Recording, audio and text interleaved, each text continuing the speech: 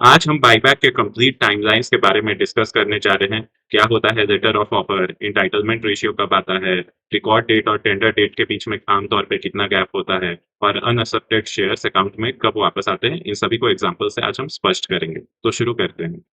Record date to tendering complete buyback life cycle. 9 stage में हम buyback journey को divide कर सकते हैं। फेज 1 है सेटअप, जिसमें बायबैक का अनाउंसमेंट होता है, रिकॉर्ड डेट आता है और letter of offer record date के कुछ दिन बाद मिलता है शेयर होल्डर्स को। फेज 2 है बिडिंग। इसमें एंटाइटलमेंट रेशियो का आपको पता चलेगा, टेंडरिंग विंडो ओपन होगा और आपको टेंडर करने का शेयर्स अपॉर्चुनिटी मिलेगा। और फेज 3 होता है पे आउट, जिसमें आपको एक्सेप्टेंस रेशियो का पता चलता है, मनी क्रेडिट होता है बैंक अकाउंट में और जो अनएक्सेप्टेड शेयर्स है वो रिटर्न हो जाते हैं। Phase 1 eligibility and setup. तो स्टेप 1 है अनाउंसमेंट। कंपनी डिस्क्लोज करती है अपना डिसीजन कि वो बायबैक करने जा रही है शेयर्स का। तो डिक्लेयर करती है about the buyback amount, price और बायबैक प्रीमियम। स्टेप 2 होता है रिकॉर्ड डेट। ये क्रिटिकल कट ऑफ डेट होता है। जिन शेयर होल्डर्स के पास शेयर्स होल्डिंग्स में रहता है रिकॉर्ड डेट के दिन, वही एलिजिबल होते हैं बायबैक या डिविडेंड में पार्टिसिपेट करने के लिए। तो इंडिया में T+1 सेटलमेंट साइकिल चलता है। तो अगर रिकॉर्ड डेट से 5 जून है, तो आपको 4 जून को शेयर्स खरीदने पड़ेंगे, तभी आप एलिजिबल हो पाओगे बायबैक या डिविडेंड के लिए। स्टेप 3 होता है लेटर ऑफ ऑफर। तो ये कॉम्प्रिहेंसिव रेगुलेटरी प्रोस्पेक्टस होता है जो डिस्पैच किया जाता है सारे एलिजिबल शेयर होल्डर्स को। इसमें की टाइमलाइंस मेंशन रहते हैं और उसके बाद स्टैंडर्ड बिडिंग गाइडलाइंस भी रहते हैं। ये रिकॉर्ड डेट के कुछ दिनों बाद हमें मिलता है, शेयर होल्डर्स को ये मिलता है। फेज 2 है the bidding window.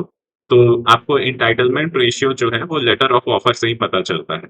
Company calculate करती है और उसके बाद आपको बताती है कि कितना नंबर ऑफ शेयर्स वो अश्योर्ड आपसे खरीदने जा रही है। रिटेल और जनरल दोनों के डिटेल्स इसमें मेंशन रहते हैं लेटर ऑफ ऑफर में, जिससे आप एंटाइटलमेंट रेशियो कैलकुलेट करते हो। स्टेप 5 होता है टेंडरिंग ओपन होता है। तो ऑफिशियल पोर्टल जो है वो ओपन हो जाता है बिडिंग के लिए। आमतौर पे ये 5 वर्किंग डेज के लिए खुला रहता है। इसी दौरान आपको स्टेप 6 मतलब अपने शेयर्स जो है वो टेंडर करने पड़ते हैं। आपको अपने रिस्पेक्टिव ब्रोकर के साइट पे जाके वहाँ पे अपने शेयर्स टेंडर करने हैं जो आपके होल्डिंग्स में है।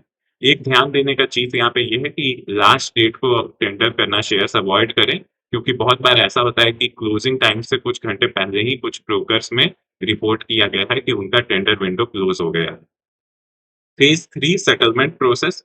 तो एक्सेप्टेंस रेशियो मतलब आपको पता चल जाता है कि आपका कितना शेयर्स जो है वो सेल के लिए चल गया है और कितना शेयर्स जो है वो रिटर्न हो जाएगा।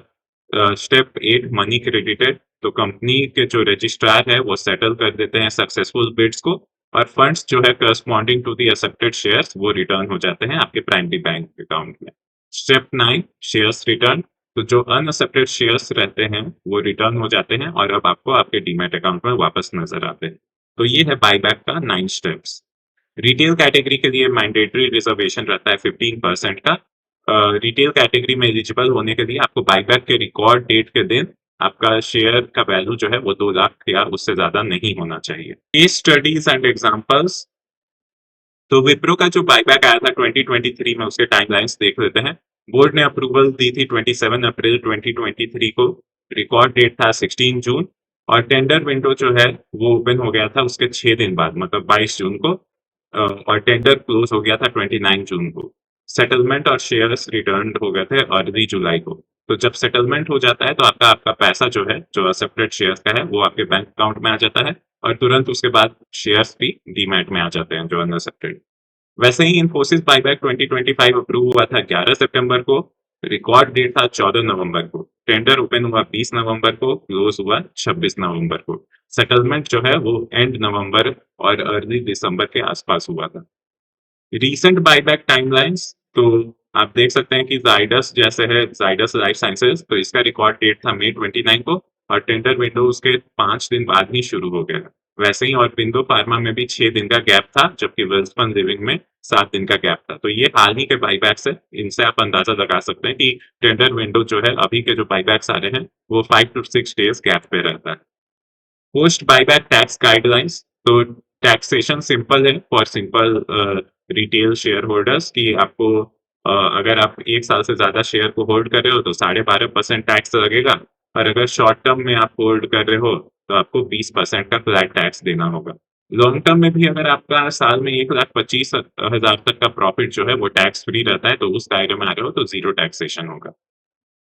प्रोमोटर्स के लिए टैक्सेशन स्ट्रक्चर इस बार बदल गया था। जो प्रोमोटर के कैपेसिटी में पार्टिसिपेट करेंगे बायबैक उनको तो 30% लगेगा, लेकिन जो प्रोमोटर कंपनीज़ पार्टिसिपेट करेगी उन्हें 22% टैक्सेशन लगेगा।